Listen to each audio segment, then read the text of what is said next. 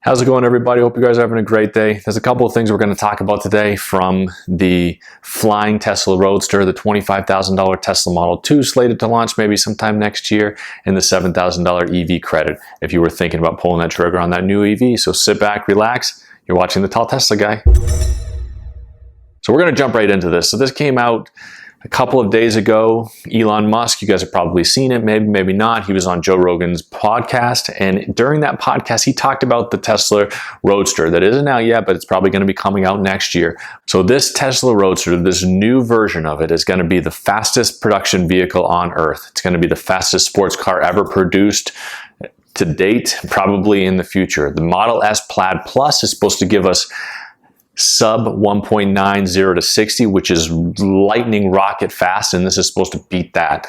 Trying to figure out how this car is going to go that fast. Elon even kind of joked that it might have thruster engines, and he reiterated that on Joe Rogan's podcast, saying that the license plate would actually flip down and there would be a thruster back there to propel you to go even faster. And he went on further to say that it will most likely hover, or at least he wants it to hover.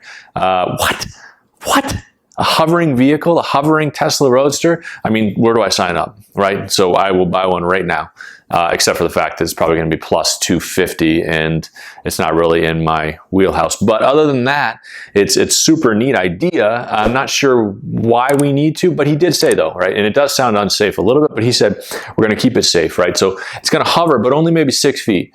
So not high enough to kill somebody if they were to go down, but maybe ruin your suspension if you were to crash down. So don't worry about it. Everybody that's going to get nervous about it being unsafe, he says it's only going to go 6 feet.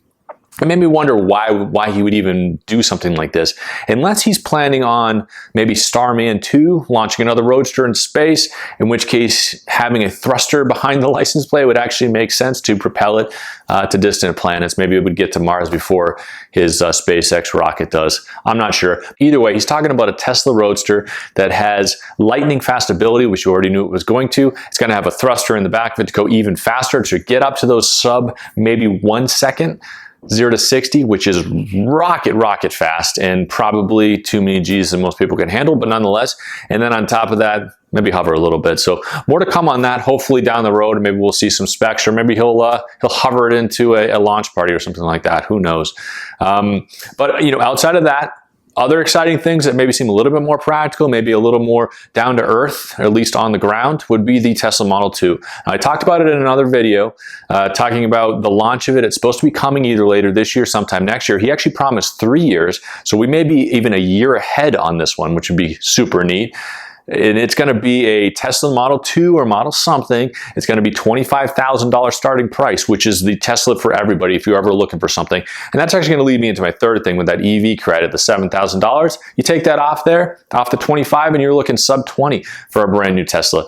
But more on that down the road. So, you know, talking specifically about this, it seemed a little odd. You know, it takes them so long to retool the factories. They had to shut down the line for the S and X for over a month to get them ready for the refresh redesign. So who knows when they build to do this, but what they're doing is actually incorporating it into the production and development of Giga Shanghai. As they're building it, they're also, you know, they're getting it set up to put the new batteries, the new 4680 batteries in there. They're getting a Giga press in there to get the single casting frame. They're also putting part of the factory they talked about the other day is going to be designed or designated to produce superchargers, so they can just flood the Chinese market with superchargers like they did in the United States. You can buy it and then you have a place to charge it, which is super nice. And that's the infrastructure that they set up in the United States before they even really launched the vehicles, or before they became mainstream. You had a way to charge it, and I think that's what actually kind of sets them apart from other EV manufacturers, even like, you know, some of the legacy companies like Ford and GM and Chevy, is they don't have a charging network other than, you know, PlugShare and Electrify America, but it's not really theirs. It's not super fast charging, stuff like that. So Tesla built this infrastructure first, and what they're doing in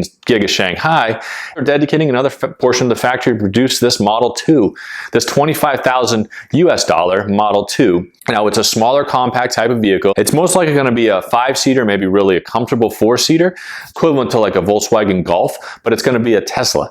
You know, that part of it's huge. The technology, the infotainment system, you know, the acceleration, the motor, everything that kind of wraps into the Tesla bubble is going to be incorporated in this vehicle, which is huge. What they're doing is they're starting it in China. They're going to start it at this Giga Shanghai factory. It's actually going to be produced in China. It's going to be a Chinese vehicle, at least that one is. And then when they kind of incorporated into maybe Giga Austin here. It's going to be the American version of it. So there's going to be almost 3 different versions of it: European, Chinese, and American version. So that you'll have a car that actually fits the lifestyle of the people that are going to be using it, where they're going to be using it. And I think it's going to pay dividends for them and how that they launch it and promote it and push it and everything like that. So more to come on that down the road. Like I said, 21, but realistically probably 22. And check out that other video. It kind of goes a little more in depth on the Model 2 itself. But really exciting stuff. And then that's coming on the heels of this $7,000 EV credit. They had this before. It was $7,500 at the time, but it was actually kind of a step down credit as the company produced more EVs. Once they get to,